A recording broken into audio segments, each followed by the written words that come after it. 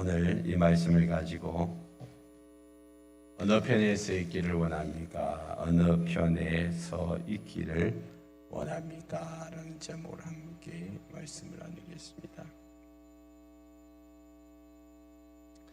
한번 외쳐볼까요? 기도하면 하나님이 하나님을 같이 합니다. 기도하면 됩니다. 하나님이 하십니다. 하나님을 믿습니다. 아멘.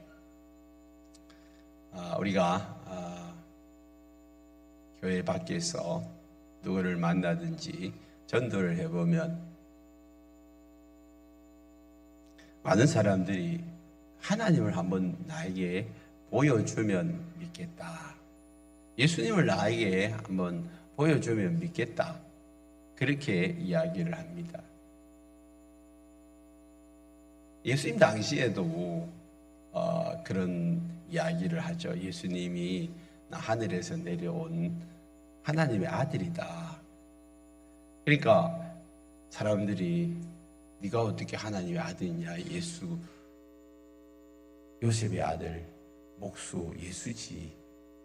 그래서 내가 하는 이 말을 네가 못 믿겠거든. 그러면 지금 내가 하는 이 많은 증거들, 안전베개를 일으키고 눈먼 자를 눈뜨게 하고 38년 된 병자를 고치고 혈류증 12회를 혈류증 안전 여인, 이 사람들을 고친 것을 보고 나를 좀 믿어라.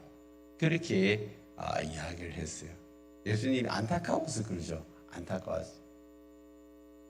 사람들은 예수님이 하신 놀라운 증거들을 보여주며 예수님이 하시는 놀라운 이적들, 표적들을 보여주면 예수를 믿겠다. 그렇게 생각을 해요. 예나 지금이나. 그런데 예수님 당시를 보십시오. 예수님 당시에 그렇게 많은 표적과 기적을 보여줬는데 예수를 다 믿었나요? 예수를 다 안 믿었어요. 왜 그럴까? 지금도 예수님이 표적을 보여주면 나 예수 믿겠다. 그렇게 이야기하잖아요.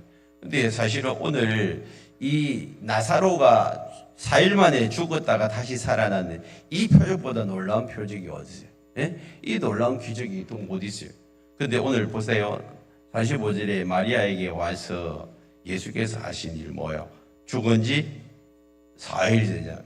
냄새도 나고 썩은 송장에서 물이 나기도 하고 이런 정말 이제 그냥 잠시 죽었다가 깨어난 그 정도가 아니라 아예 부패되고 상하고 이제는 완전히 썩은 냄새 나는 이 송장을 살려내잖아요. 이런 기적이 어디 있어요? 그런 기적을 본 많은 유대인들이 그를 뭐 했어요? 믿어서나 그러나 지금 앞에 이제 이 이야기를 하기보다는 뒤에 얘기를 하고 싶은 거예요. 당연히 믿어야죠. 예수님이 죽은 지 나흘, 여러분들은 예수를 안 믿다가 죽은 사람을 살려내면 여러분 예수 믿을 수 있겠어요? 없겠어요? 당연히 믿잖아. 당연히 믿는데 이 사람들은 뭐요? 그 사람들 중에 유대인들이 여러분처럼 예수를 믿는 사람도 있었으나 그 다음에 뭐요? 하고 싶은 이야기는 안 믿는 사람도 있었다니까. 그 중에서 어떤 자는 바리새인들에게 가서 예수께서 하신 일을 알리니라. 왜 바리새인들에게 갔을까요? 왜 갔어? 바리새인들을 전도하려고, 야, 예수님이 진짜 하나님의 아들이니까 당신들도 예수 믿어라. 이 이야기 하고 싶은 거예요. 그 이야기를 하기보다는 차라리 지금 이 바리새인들이 뭐 하려고 하는 거예요? 예수 죽이려고 하잖아. 그치? 고사질 하고 싶은 거예요. 고사질. 53절 보세요. 이날부터는 그들이 예수를 죽이려고 모의하더라. 예수를 죽이려고 모여.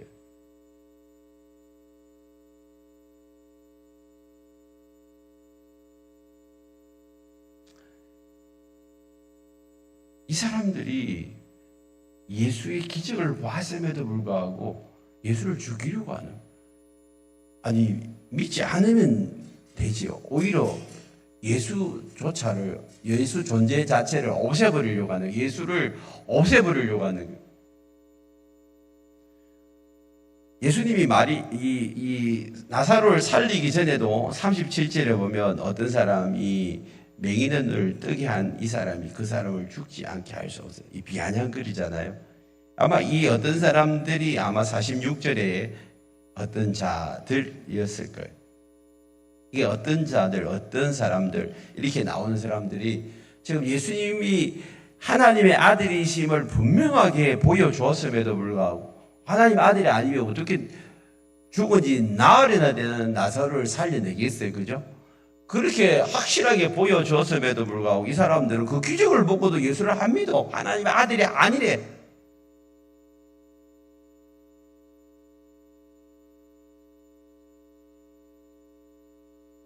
믿으면 하나님의 영광을 나타내리라고 했는데 진짜 하나님의 영광이 나타났잖아요. 죽은 나사로가 살아났잖아요. 그 하나님의 영광이에요. 하나님의 어떤 성품이나 하나님의 능력이 지금 드러난 거예요.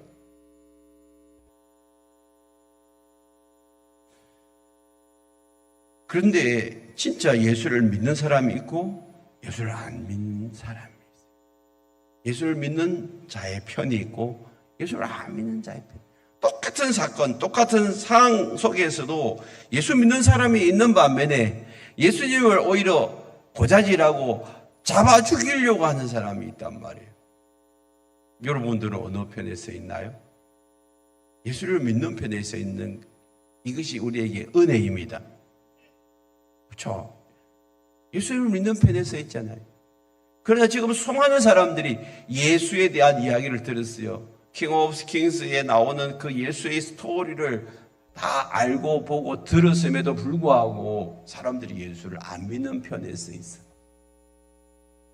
오히려 교회를 비난하고 예수 믿는 사람을 비난하고 왜 예수를 믿어야 되는지 이해할 수 없다고 그렇게 비아냥거리는 그런 사람들이 우리 주변에 많이 있어요.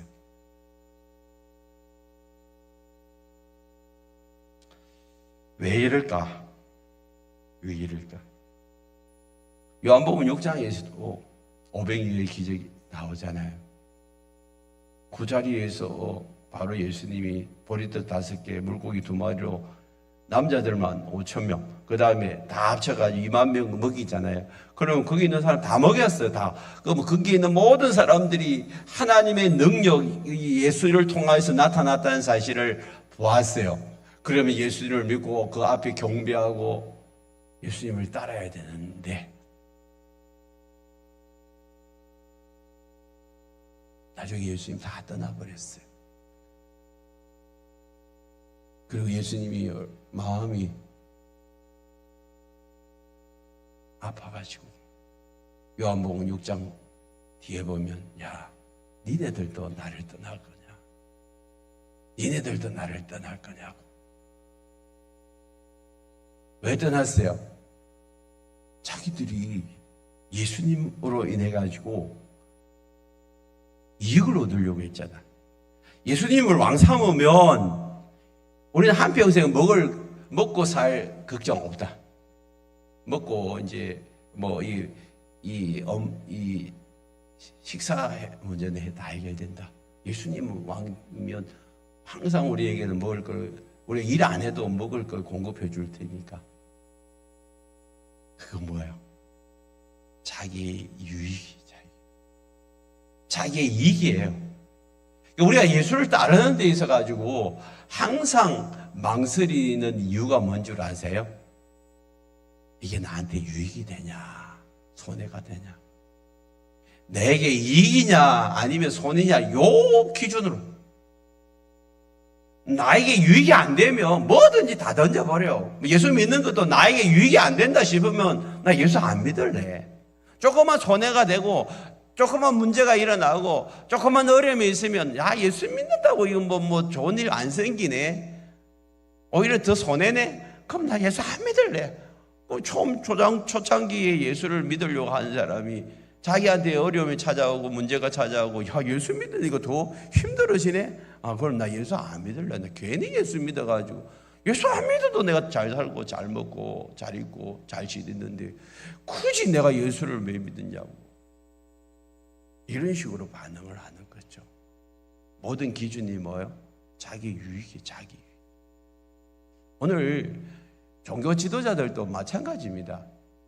예수님이 죽은 지 나사로 나으리는 이 나사로를 살리는 놀라운 기적을 베풀었음에도 불구하고 그냥 그 앞에 엎드려 가지고, 주님, 진짜 내가 죄인입니다. 하나님, 당신은 하나님의 아들입니다. 그러면서 그 앞에 엎드려 가지고 경배하고 하나님을 인정하고 예수님을 하나님의 아들로 인정해 버리면 아무 문제가 없잖아요. 어떤 사람이 바리새인데 쫓아가가지고 나사로 살렸다고, 나사로 살려 큰일 났다고, 이제 당신도 어떻게 할 거냐고 그렇게 막 고자질한 거죠. 그가 47절에 보니까 대제사장하고 바리새인들이 모였어요. 모여가지고 뭐 합니까? 이 사람이 많은 표적을 행하니 우리가 어떻게 하겠냐? 큰일 났다는 거예요. 우리가 어떻게? 지금 우리가 예수 한 사람에게 밀리고 있다. 밀리고. 저 사람이 지금 막 놀라운 표적을 보여가지고 센세이션을 일으키니까 우리가 감당이 안 된다. 그래서 48절 보세요. 놀래가지고 만일 이대로 두면 모든 사람들이 다 예수를 믿을 거라고, 우리 이제 종교 장사 끝났다, 우리 쫓아올 사람 한 사람도 없다, 다 예수 따라갈 거라. 예수 따라. 그러면 뭐요?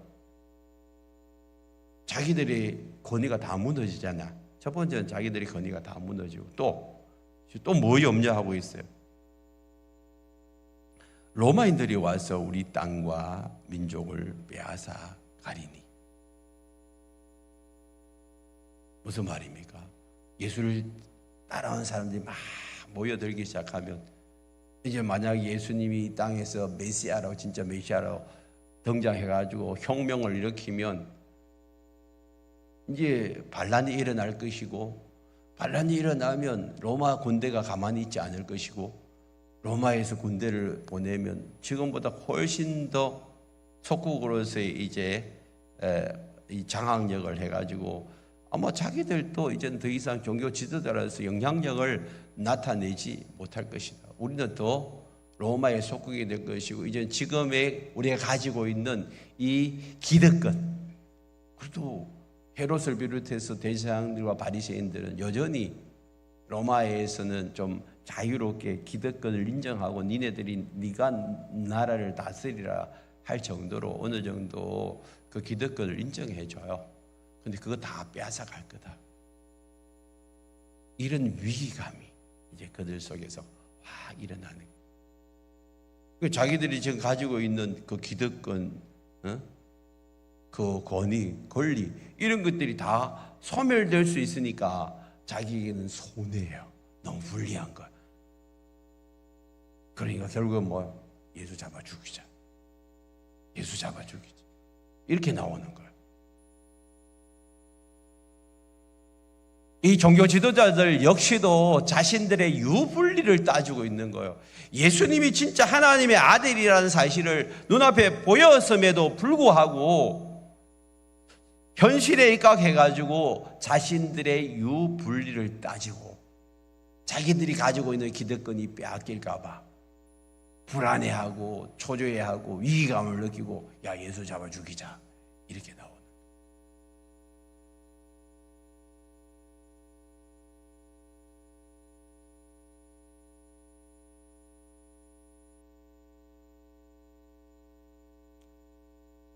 자기들의 생각이 말씀 앞에 안 끼워지고 있어요.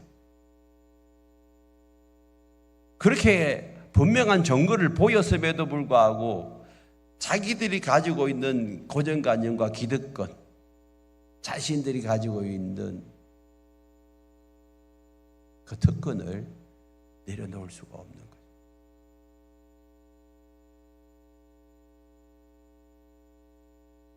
요즘 저는 조선시대에서 이 구한말 어떻게 우리나라가 그 격변기를 지내왔고 조선이 망하고 대한민국이 건설되어졌는지 이 부분에 대해서 역사적인 흐름, 책에서도 볼 수 없고 배울 수 없는 아주 팩트를 가지고 아주 재미나게 스토리를 만든 함재봉 교수의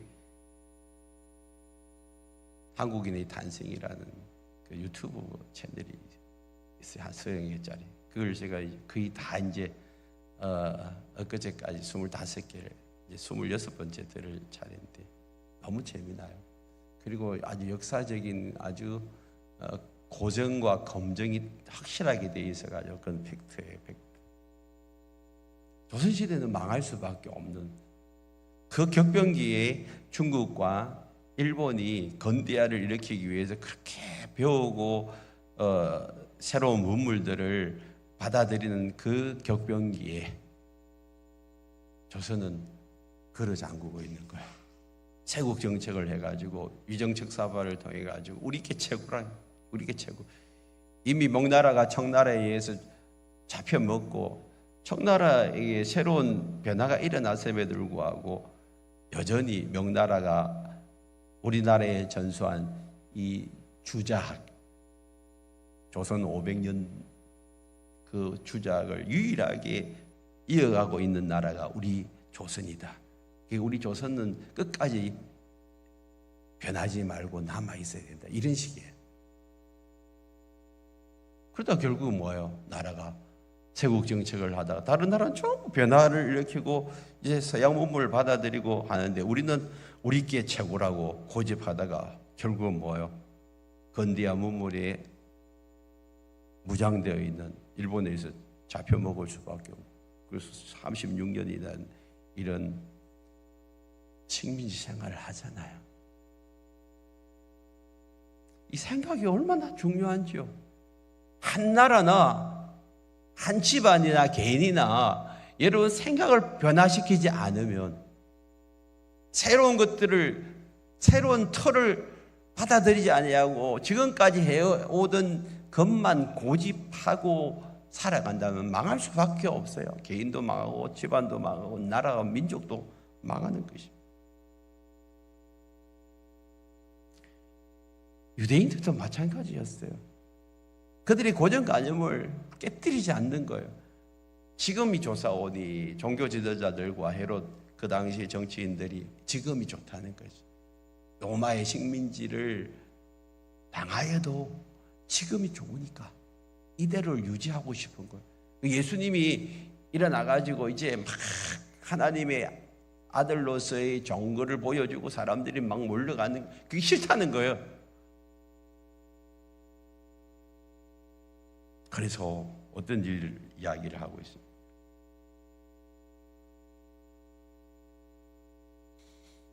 49절을 보세요. 그 중에 한 사람 그 해의 대제사장인 가야바가 그들에게 말하되 너희가 아무것도 알지 못하는도다. 한 사람이 백성을 위하여 죽어서 온 민족이 망하지 않게 되는 것이 너희에게 유익한 줄을 생각하지 아니한도다 하여서 여기서도 딱 나오는 이야기가 뭐예요? 야, 너희에게 유익한 게 뭔 줄 아냐? 너희에게 유익한 게 뭔지 아냐? 그러면서 이 대제사장이라는 사람이 하는 말이 예수 저 죽여버리면 된다. 종교 지도자이고 하나님의 대리 통치자의 역할을 하는 이 대제사장이 제사장 중에서 또 유일하게 지성소까지 들어갈 수 있는 그 권리를 가지고 있는 이 대제사장이 하나님의 아들인 예수 그리스도 저 한 사람만 죽여버리면 우리는 망하지 않는다. 지금 저 사람이 저렇게 우리나라를 힘들게 만들고 있으니까 우리 저 사람 잡아 죽이자. 그러면 우리나라 망하지 않는다. 그러면 우리가 유익하지 않냐? 이 소리를 하고 있는 거예요.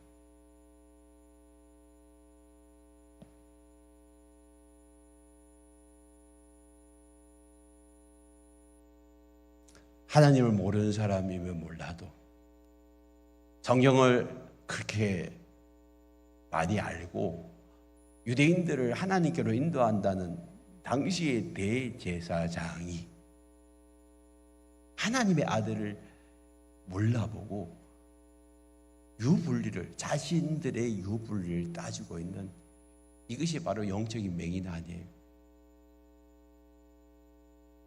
오늘 우리가 하나님을 섬긴다고 하면서 예수를 믿는다고 하면서 항상 기준이 나.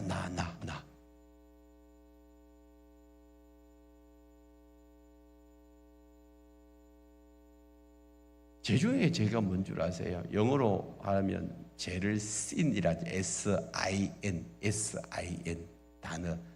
그 S-I-N 단어 중에 중간에 단어가 I잖아. I라는 나, 자. 이거 깨뜨리지 않으면 죄를 이길 수가 없어요. 나 중심주의. 그래서 뭐라고 합니까? 성경에서 예수님이 마태복음 16장 24절에 누구든지 나를 따라오려거든 자기를 뭐하라고? 부인하라는 거예요. 자기를 부인하라는 거예요. 나를 깨뜨리라는 거예요. 나 중심적인 삶을 깨뜨리라는 거예요. 예수를 믿고 나면 이제부터 나 중심의 삶에서 누구 중심으로?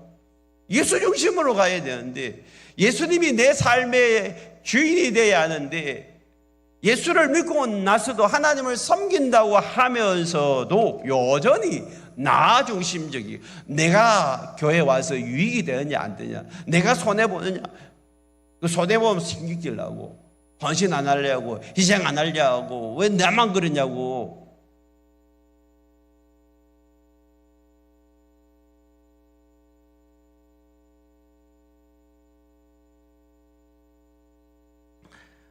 성경 우리에게 분명히 이야기합니다. 갈라디아서 2장 20절에서 뭐라고 하죠?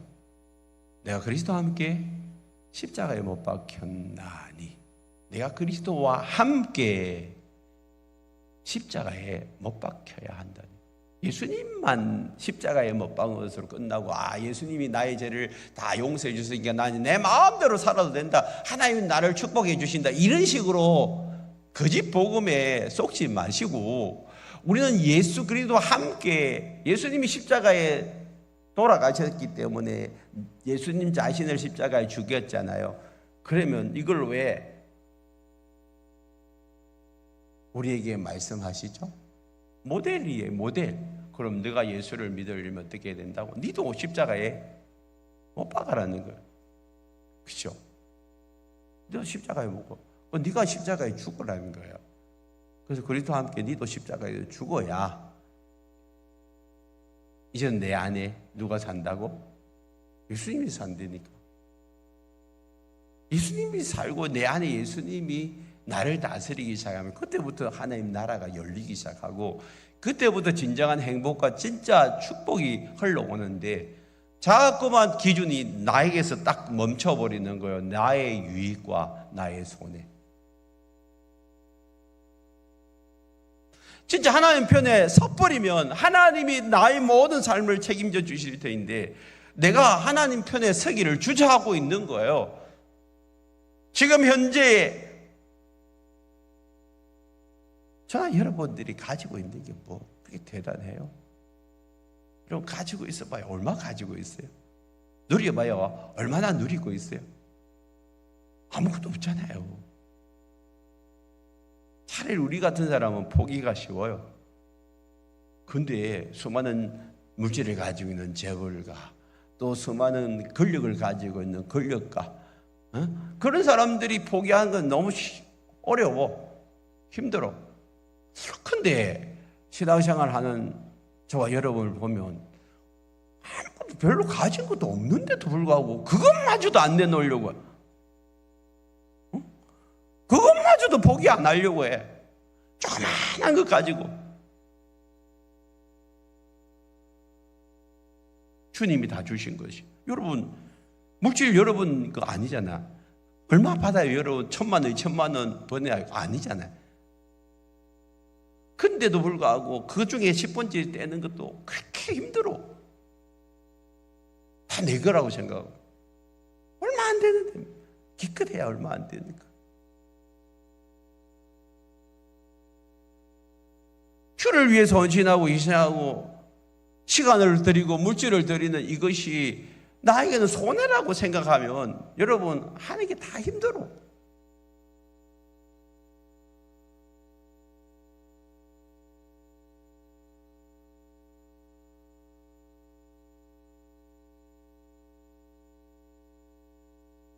자신의 생각이 너무 강하여서 하나님 편에 서기를 주저하는 사람들이 참 많이 있습니다. 자신의 이성적인 생각, 자기들이 지금 가지고 있는 것이 합리적이라고 생각하고 늘 옳다라고 주장하는 거예요. 부부 싸움 하는 게 뭐예요? 내가 틀렸나 그래요. 남편이 아내한테 내가 틀린 말 했냐고 틀린 말 했냐. 그죠? 늘 옳고 그름을 따지면서 내가 옳다라는 거예요. 내가 옳다라는. 우리는 이미 예수님의 말씀과 행하신 수없이 많은 기적 보고 들었음에도 불구하고 예수님 편에 서 있지 못하는 사람들이 많아요. 5년, 10년, 20년 예수를 따라왔음에도 불구하고 전적으로 예수님 편에 서 있지 못한 사람들이 많아요. 불쑥불쑥 성질이 올라오고 싫다는 거예요. 못하겠다는 거예요. 이게 육신의 소욕 때문에. 응? 여러분 결혼 생활을 하면서 10년, 20년, 30년 살아왔으면 하나가 돼야지. 40년, 50년 되면 하나가 돼야 돼. 불쑥불쑥 올라오잖아요. 나 싫다. 당신 싫다. 이거 당신하고 살기 싫어. 그런 생각이 올라와요? 안 올라와요? 근데 누르잖아. 그래도 살아야지. 애들 봐서라도 내가 지금까지 살아온 날이 몇 날인데 이런 식으로 진짜 눌려야 돼요. 성질대로 하면 큰일 나요.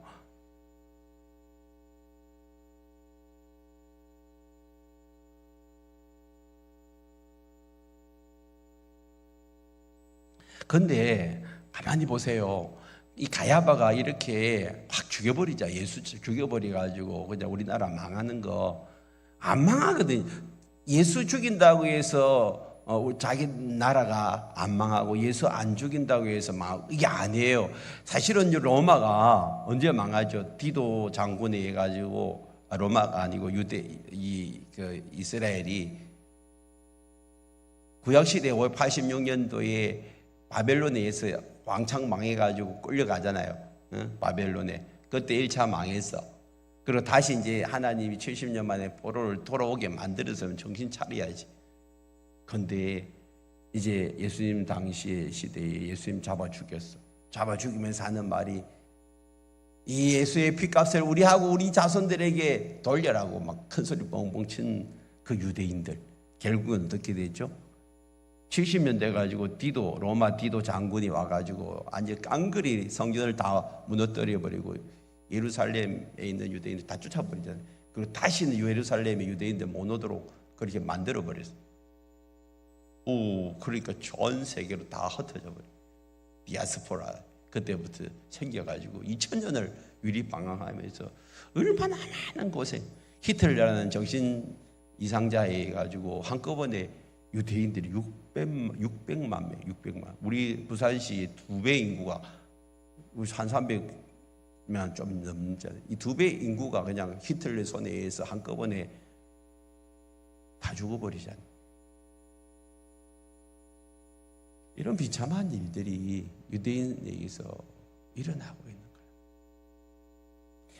예수 한 사람만 잡아 죽이면 우리나라는 온전해질 것이고 나라와 민족 땅도 안 빼앗길 것이고 민족은 더 흥왕할 것이라고 착각한 이 대제사장 가야바의 말, 이것을 오늘 요한이 어떻게 해석해 버리냐면 그 사람은 자기 욕심에 의해서 그렇게 이야기를 했지만 이제 밑에 이 말은 이 51절 52절은 이제 이 성경 저자 요한이 주석을 달아 나온 거예요. 주석을 달아 나온. 무슨 주석을 달아 놨냐면 뭐라고 해놨죠? 이 말은 스스로 함이 아니요 그 해의 대제사장이므로 예수께서 그 민족을 위하시고 또 그 민족만 위할 뿐 아니라 흩어진 하나님의 자녀를 모아 하나가 되게 하기 위하여 죽으실 것을 미리 말함이니라. 예수님이 죽는 이야기를 가야바의 입을 통하여서 말했다라는 거예요. 가야바는 실제로 예수님이 십자가에 달려 돌아가심으로 말미암아 모든 인류를 다 구원해 주실 것이다. 죄값을 치르시고 우리를 죄에서 구원해 주실 것이라고 이야기하지 않고 그냥 확 죽여버리면 우리 민족이 산다. 그렇게 이야기했지만 사실 그 이야기는 이런 의미가 있다. 그걸 지금 요한이 이야기를 하고 있잖아요. 실제적으로 그 입에서 나온 그 말이 그냥 한 말인데 실제적으로는 대제사장 입에서 예수를 죽여야 된다, 예수님을 죽는다라는 그 이야기 자체가 해석이 달라지는 거예요. 뭐라고? 이 민족뿐만 아니라 흩어진 하나님의 자녀를 모아 하나 되게 하고 죽으실 것을 미리 말한 것이다. 그 이야기를 한 거다. 그렇게 요한이 다른 의도로 주석을 해버리는 거예요. 이 말이 그런 의미다. 그러니까 실제적으로 그 사람이 말한 의도와는 다르게 그 말이 이렇게 바꾸어질 수 있다라는 그 이야기는 모든 것이 하나님의 주권 아래에 있다. 대제사장은 예수를 죽여가지고 우린 이스라엘을 온전하게 살리려고 그렇게 했지만 실제적으로는 하나님이 예수 그리스도를 죽이심으로 말미암아 뭐한 거예요? 이스라엘뿐만 아니라 흩어져 있던 하나의 모든 자녀들을 구원해 주시고 하나 되게 해 주신다. 그런 겁니다.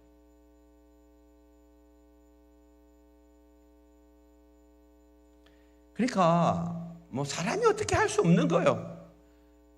하나님이 모든 만물의 주관자이시고 주권을 가지고 있기 때문에 우리는 분명하게 어느 편에 서야 되죠? 하나님 편에 서는 거예요. 선택의 여지가 없어요. 머뭇거리지 말라니까요. 자꾸만 세상 바라보면서 내 유익을 따지고 야 이거 하나님 편에 서가지고 손해보는 거 아니야. 나에게 유익이 아니라 나의 손해네. 내가 가진 거 내 시간, 물질, 내 삶 주님 앞에 들여가지고 나한테 유익할 게 뭐냐. 그것만 다시 말리니까. 조그마한 기득권이 빼앗길까 봐 염려하고 두려워하지 말라니까요.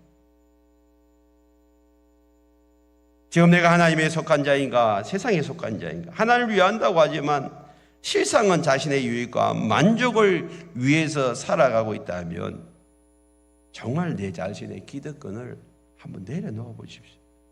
순수 복음 앞에 진리 앞에 순종해 보라니까요.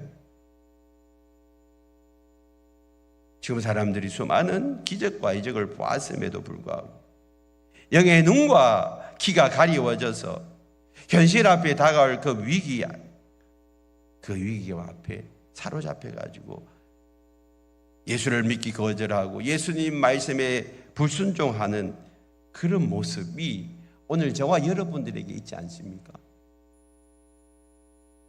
어떻게 해야 되죠? 그냥 믿으세요. 그냥 믿으세요. 그 말씀과 그의 능력에 순종하려니까요. 계승이 보십시오.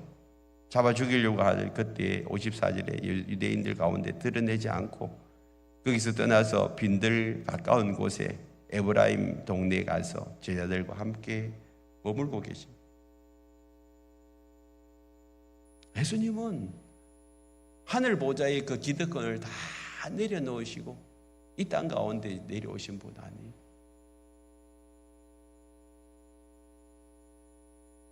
뭐 하려고요?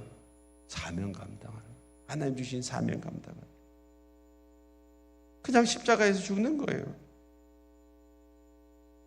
그냥 빈도리에 다니다가 이제 6월절 돼가지고 예루살렘에 올라갑니다. 사람들은 예루살렘에 올라온 예수님을 찾아가지고 포상금 받으려고. 왜? 거기 보니까 맹절에 예수를 찾으러 혈안이 돼 있어요. 바리새인들과 57절에 보니까 제사장들 예수를 신고하면 포상금을 내겠다는 포상금. 그 사람들은 눈앞에 있는 조그마한 물질, 마치 가룟유다 예수님 팔 때 연 30에 팔듯이 조그마한 것 때문에 예수님 팔아가지고 포상금 받으려고 이렇게 하고 있는 이런 어처구니 없는 일들이 지금 일어나고 있는 이때에 그냥 예수님은 묵묵히 하나님이 주신, 나에게 주신 사명 감당하기 위해서, 세상적으로 보면 손해 중에 손해죠. 자기가 십자가에 달려 돌아가는 것이. 그럼에도 불구하고 기득권 다 내려놓고 그냥 자신을 희생제물로 드리기 위해서 예루살렘에 올라오시는 그 예수님을 보십시오. 결국은 어떻게 되죠? 십자가에 죽으시고 3일 만에 사시고 하늘 보좌 영광을 다 다시 회복하잖아요. 좀 더 멀리 보시고 좀 더 크게 보십시오. 눈앞에 있는 현실만 보고 어렵다고, 힘들다고, 고통스럽다고, 못하겠다고, 안 하겠다고 그러지 말고 그냥 말씀 그대로 믿으세요. 순수한 복음 그대로 믿고 하나님 능력 믿고 가십시오. 기득권 내려놓으시고, 회사에서 믿는 사람 티를 내다가 불이익이 올까봐 안 믿는 사람처럼 행동하지 말고, 믿는 사람하고 결혼해야 하는데 자기 눈에 띄는 사람이 적당하게 안 나타나니까 믿지 않는 사람들이 눈에 보이기 시작하는 거예요. 키가 크고 학벌이 좋고 인물도 좋고 좋은 직장, 야, 저 남자하고 결혼하면 되겠네, 저 남자 결혼해가 내가 예수 믿게 하면 되지 않냐고. 그렇게 결혼해가지고 교회도 못 다니고 결혼하지 않은 것보다 못한 삶을 사는 자매들이 얼마나 많이 있어요.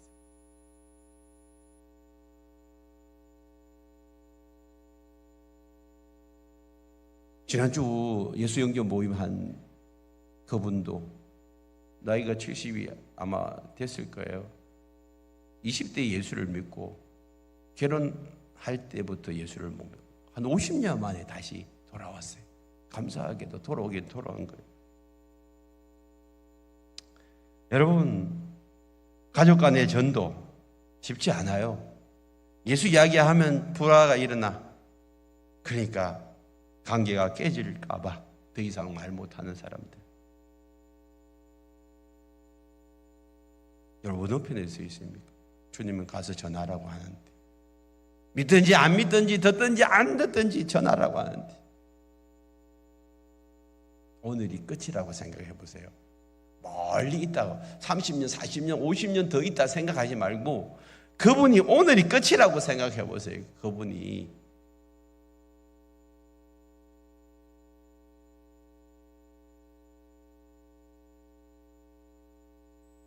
지난주도 레이 탄 할머니가, 야, 이 트렁크 없는 차 참 너무 위험하더라. 중간에 받쳐버렸어요. 운전자는 살았는데 트렁크 없는 곳에 뒤에 탄 이 할머니는 그 자리에서 적사에 70대. 지난주 그렇게 돌아가실 줄 알았다면 그 차를 탔겠어요? 아무도 몰라요. 우리가 죽는 순간이. 주님 말씀 앞에 우리가 순종할 수밖에 없는 거죠. 전도하라면 전도하고, 주님 앞에 네 자신을 드려 물질과 시간과 하나님 앞에 바치라면 바치는 거죠. 온전한 11조 생활 내가 손해보는 것 같아도 내 설 돈도 모자라는데 11조 어떻게 하냐.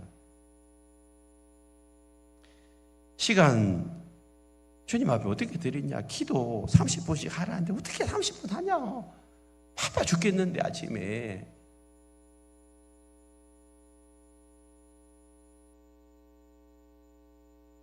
진실로 여러분 어느 편에 서 있습니까? 하나님 편에 서면 시간, 물질, 삶 다 손해보고 어려운 것 같은데, 그래서 주저하고 있는 분 없어요? 여러분 선택하셔야 돼요. 주님 편에 서서 내 자신을 한번 맡겨봐라니까요.